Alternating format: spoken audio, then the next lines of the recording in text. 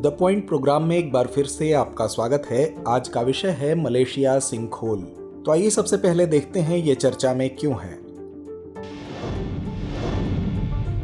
हाल ही में मलेशिया के कुआलालंपुर में एक सिंकहोल में गिरने के बाद लापता हुई 48 वर्षीय भारतीय पर्यटक के परिवार के सदस्यों ने उसका अंतिम संस्कार दुर्घटना स्थल पर ही किया, जहां उन्होंने उसे खोया था।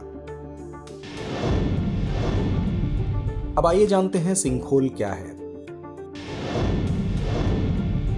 सिंकहोल जमीन में निर्मित एक डिप्रेशन गड्ढा होता है। इस डिप्रेशन गड्ढा का निर्माण तब होता है जब पृथ्वी की सतह की परतें गुफाओं के रूप में परिवर्तित होने के बाद ढहने लगती हैं। इसका क्षेत्रफल कुछ वर्ग मीटर से 1 हेक्टेयर तक होता है तथा इसकी गहराई आधे मीटर से लेकर 30 मीटर या उससे अधिक तक होती है।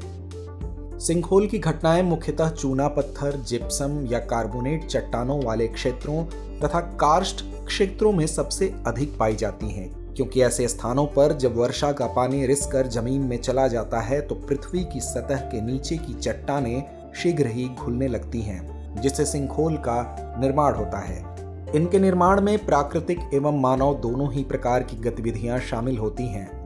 मानव गतिविधियों के कारण भी सिंकहोल का निर्माण हो सकता है, जैसे अवनलिकाएं, ब्रोकन लैंड ड्रेन्स, पानी के मुख्य तथा सीवरेज पाइप में लीकेज के कारण, अत्यधिक वर्षा के कारण, तूफान की घटनाओं के कारण, अंतर्निहित चूना पत्थर और पानी के बहाव के मोड़ आदि के कारण। प्रायः सिंकहोल्स मिट्टी की परत से ढके होते हैं तथा उथले पानी के तालाब के रूप में दिखाई देते हैं। ऐसे तालाबों पर पैर रखने वाला कोई भी व्यक्ति उसी तरह डूब जाएगा जैसे रेगिस्तान में रेत के दलदल में होता है। अब आइए जानते हैं कार्स्ट स्थलाकृति के बारे में। चूने के पत्थर वाली चट्टानों के क्षेत्र में भूमिगत जल के द्वारा सतह के ऊपर तथा नीचे विचित्र प्रकार के स्थल रूपों का निर्माण घोलन की क्रिया द्वारा होता है, जिन्हें कार्स्ट स्थलाकृति कहा जाता है। ये स्थल रूप अन्य प्रकार की चट्टानों पर अपर्दन के कारकों द्वारा उत्पन्न स्थल रूपों से सर्वथा भिन्न होते हैं। कार्स्ट स्थलाकृति की विशेषता में अपर्दनात्मक और निक्षेपणात्मक भू आकृतियां भी शामिल हैं। कार्स्ट स्थलाकृति की विशेषता वाली अपर्दनकारी भू आकृतियां पूल, सिंकहोल, लैपीज और चूना पत्थर के फुटपाथ हैं। कार्स्ट स्थलाकृति की विशेषता वाली निक्षेपण भू आकृतियां स्टैलेक्टाइट्स, स्टैलेग्माइट्स और पिलर्स हैं। कार्स्ट स्थलाकृति के विकास के लिए आवश्यक दशाएं क्या हैं? तो दरअसल कार्स्ट स्थलाकृति के आविर्भाव के लिए विस्तृत किंतु शुद्ध लाइमस्टोन शैल होना चाहिए। घुलनशील चट्टान में संधियों का विकास अच्छी तरह होना चाहिए। विस्तृत तथा गहरी घाटियां होनी चाहिए। साथ ही पर्याप्त भूमिगत जल संचरण होना चाहिए। अब आइए जानते हैं कार्स्ट स्थलाकृति के वैश्विक वितरण के बारे में। कार्स्ट स्थलाकृति विश्व के विभिन्न भागों में व्यापक रूप से पाई जाती है, जिनमें फ्रांस का कासेस, चीन का क्वांगसी क्षेत्र, यूकाटन प्रायद्वीप तथा संयुक्त राज्य अमेरिका का मध्य पश्चिम क्षेत्र, केंटकी और फ्लोरिडा शामिल हैं।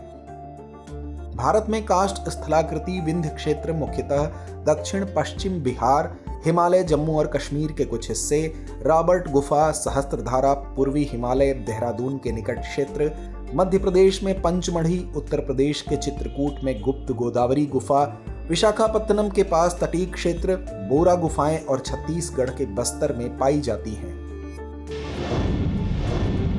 अंत में आइए नोट करते हैं आज का अभ्यास प्रश्न। सिंकहोल्स के बारे में निम्नलिखित कथनों पर विचार कीजिए। पहला कथन है सिंकहोल जमीन में निर्मित एक डिप्रेशन गड्ढा होता है।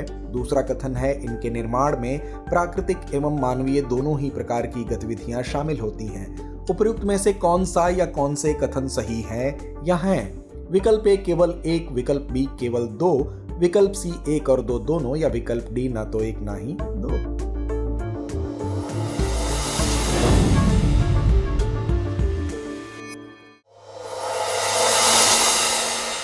डियर व्यूअर्स, अपने एग्जाम की तैयारी को और बेहतर करने के लिए हमारे चैनल को लाइक, शेयर और सब्सक्राइब करना न भूलें।